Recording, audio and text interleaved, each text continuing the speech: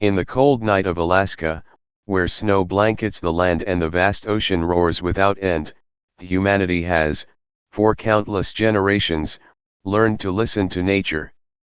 They did not simply survive on the sea, on fish and seals, but honored every breath of the wind, every crash of the waves, every hidden spirit dwelling within the creatures that nourished them. For the Yupik, an indigenous community living in this frozen land, nothing is more sacred than the invisible bond between humans and the spirits of animals. And among the many rituals that preserve this bond, the Bladder Festival stands as the most radiant testament to their philosophy of living in harmony with nature. The breath of the soul within the bladder. The Yupik believe that every living being possesses an immortal soul. When a seal, fish, or sea creature is taken by human hands, what departs from its body is not mere life, but the soul hidden within its bladder, the fragile air sac that sustains it underwater. That soul, if returned to the sea with reverence, will be reborn in a new form, once again providing food to sustain people through the harsh winter. Thus, the Bladder Festival is not a celebration of hunting triumphs, but a ritual of gratitude, atonement, and renewal. It reminds everyone that humans never stand above nature, but are only a part of the endless cycle of life and death. The delicate bladder, which outwardly seems like nothing more than a discarded organ, is in the Yupik mind a temporary house for the soul, a bridge between its former existence and its rebirth. The time of winter and silence. The Bladder Festival takes place in winter, when ice seals the ocean, when long hunting journeys come to an end. It is a season when people can pause from survival to turn toward the spirit. Across the coastal villages, snow piles high to the knees, wind howls along driftwood rooftops, and the frozen sea gleams like a colossal mirror reflecting the northern sky ablaze with auroras. In such a setting, it is believed that the boundary between the human world and the spirit world grows thin, easily crossed through ancient rites. The elders often say, "Without this festival, the souls would wander, angry, and abandon us. But if they are returned, they will smile, and the next hunting season will be filled with fish, filled with seals." That reminder etched itself deep into the memory of generations, making the Bladder Festival an indispensable event. The beginning, gathering the souls. From the start of the hunting season, Yupik men carefully preserved the bladders of every seal and sea animal they caught. Not one was discarded. They were washed, dried, and hung high on wooden frames to keep them clean. Each bladder was seen as a vessel of the soul, waiting for the festival to return it to the ocean. When winter finally descended, families carried those bladders to the Kaskaik, the large communal wooden house where rituals and important village gatherings took place. Inside, warmth radiated from a fire burning in an earthen pit, the flickering light reflecting on the faces of elders, women, and children. The atmosphere was both solemn and full of anticipation, as if the entire village awaited the unseen presence of hundreds of souls gathering together. In the corner of the house, women skillfully hung each bladder high, letting them flutter like wind-borne lanterns. Some were as small as a child's hand, others large and round like stretched leather vessels. Each carried a story: the seal taken during a distant sea voyage, the great fish that tipped an entire boat, the animal that surrendered itself in silence. Now, all were present together, like hundreds of invisible eyes watching intently. The days of song and dance. The Bladder Festival lasted for many days, each day marked by a different ritual. The first was the day of welcoming the souls. It was believed that once the bladders were hung in the Kaskaik, the spirits of the animals would enter the communal house to observe, to listen to the praises of the people. For that reason, song and dance were indispensable. The drum beat echoed slow at first, then quickening like a heartbeat. The dancers, usually men who had hunted, stood in a circle, arms raised, bodies swaying to the rhythm. They reenacted scenes of hunting on the ice, of casting nets, of facing the giant seal. Every gesture was not just a dance, but a retelling of the story between humans and animal souls. Women sat in rows, singing melodies that stretched long, like the wind sweeping through mountain passes. Children were welcomed, for it was believed that animal spirits cherished innocence, and would more easily forgive when they heard the laughter of the young. All together blended into a sacred symphony, where song, drum, and dance were offerings to the souls sitting silently by the fire. Spirits as honored guests. During these days, the Yupik treated the Bladders as honored guests. Elders reminded, "This is not mere flesh, this is a soul watching us." Thus, no quarrel or impurity was allowed in the Kaskaik.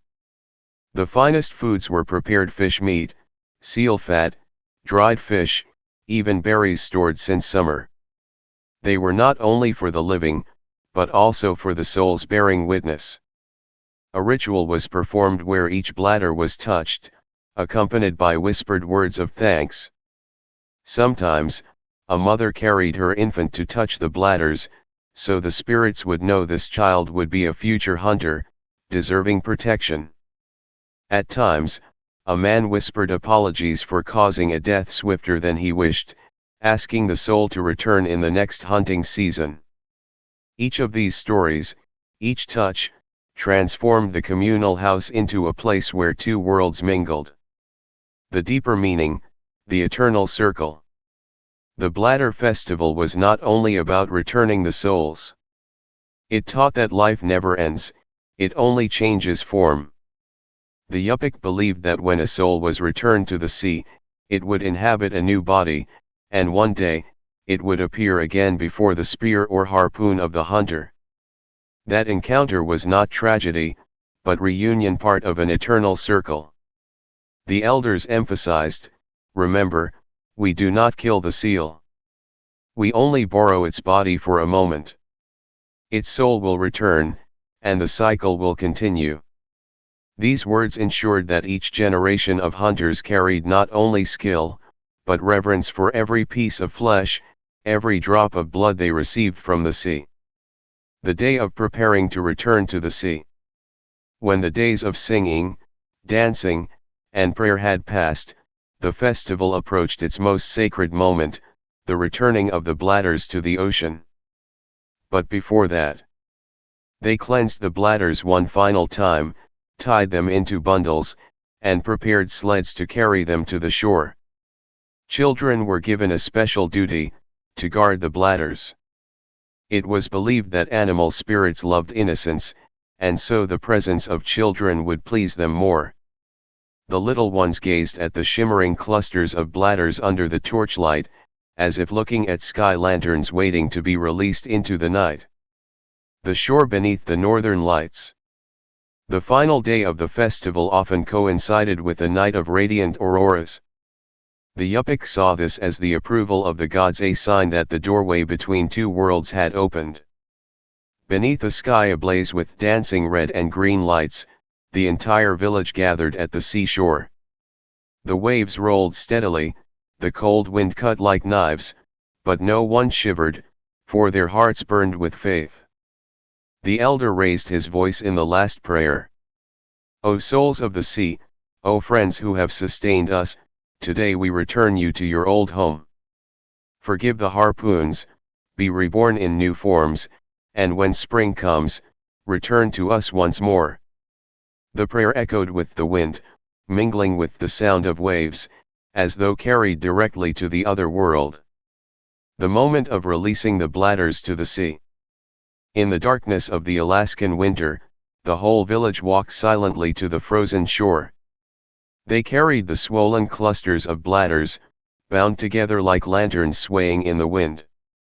Footsteps crunched over snow and ice, breaths heavy in the night, but no one complained. They knew they were part of a solemn farewell, a farewell not for the dead, but for souls destined to rise again.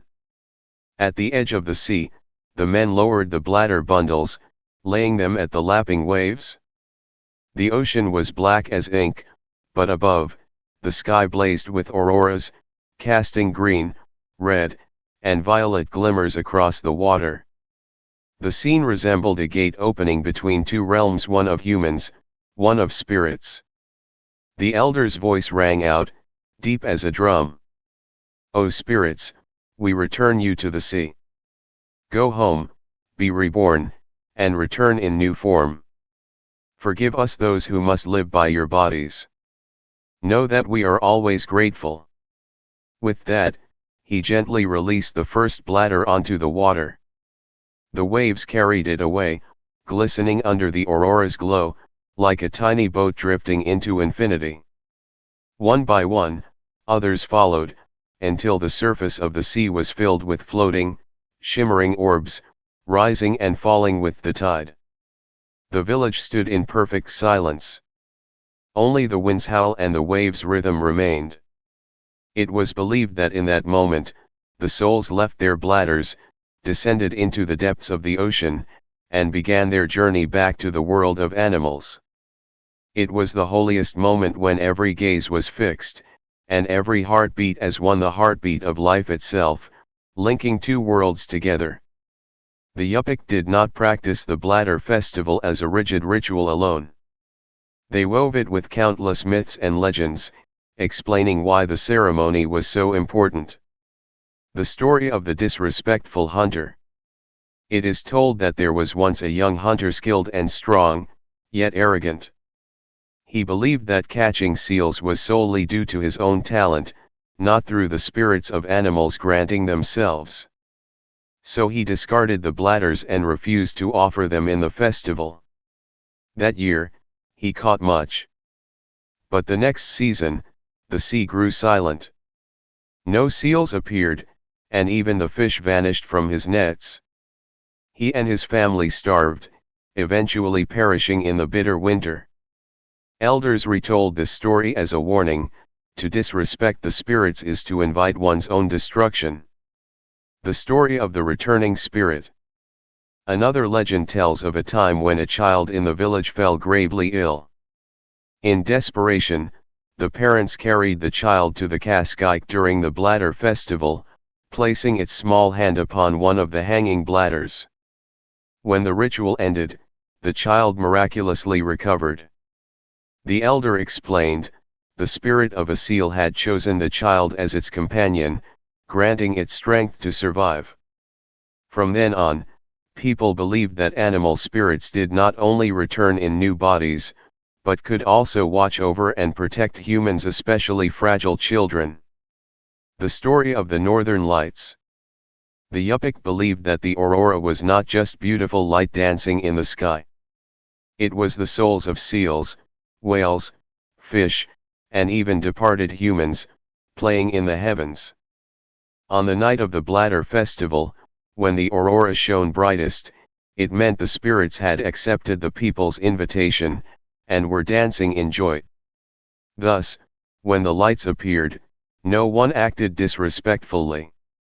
They bowed their heads, clapped softly, or sang in low voices, as though greeting the spirits above them. Spiritual and communal meaning. The Bladder Festival was not only a spiritual event, but also a time to strengthen the community.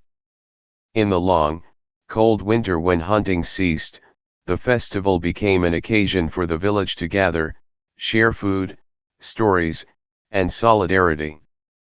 The elders passed down their knowledge, children learned the dances and songs, and most importantly they learned to respect life. Here, there were no boundaries of rich or poor. Every family contributed, for all lived by the bounty of the sea. The bladders hanging in the Cascike bore no individual names, they belonged to the whole village. When released into the sea, it was a collective promise: we, the community, apologize and give thanks to nature. The Bladder Festival and the philosophy of the circle. Looking deeper, the Bladder Festival carried a profound philosophy of life. It reminded people that life does not belong to us, we only borrow it for a moment. When we kill a seal, we do not end its existence, but release its soul so it may be reborn. And when we die, our souls too will leave our flesh, returning to that eternal circle. That circle was made of 3 steps. 1. Life, the soul dwelling within the body of an animal. 2. Death, the soul leaves the body, dwelling in the bladder, or drifting into the aurora. 3. Rebirth, the soul enters a new form, continuing the cycle. 3. The Bladder Festival is the moment that connects step 2 to step 3. It ensures that the circle is never broken. 4. Echoes to this day. Though centuries have passed, the Bladder Festival is still remembered in the memory of the Yupik people and among researchers. Many of the rituals are no longer practiced in their entirety, yet its spirit endures: reverence for nature, gratitude for the sources of life, and faith in eternal rebirth. 5. Today, in cultural museums of Alaska, we can still find records, drawings, and sometimes even preserved bladders as evidence. Anthropologists call this a primordial ecological philosophy, a testament that humanity can live in harmony with nature, not through technology, but through belief and ritual. 6. Modern Yupik people, even when using motorboats or hunting rifles, still remind their children, do not forget that the souls are always watching over us. With or without machines, we still live thanks to the kindness of the sea. 7. The breath of immortality.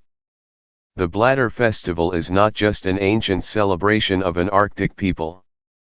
It is a story shared by all humanity, a story of life, death, and the endless cycle.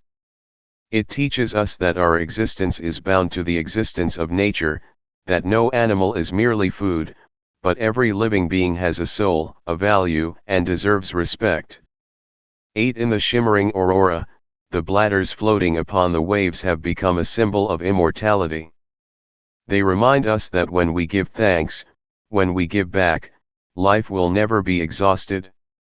9. And perhaps, in the silent nights of Alaska, as the northern lights dance across the sky, we can imagine that they are the returning souls, smiling, preparing for a new rebirth.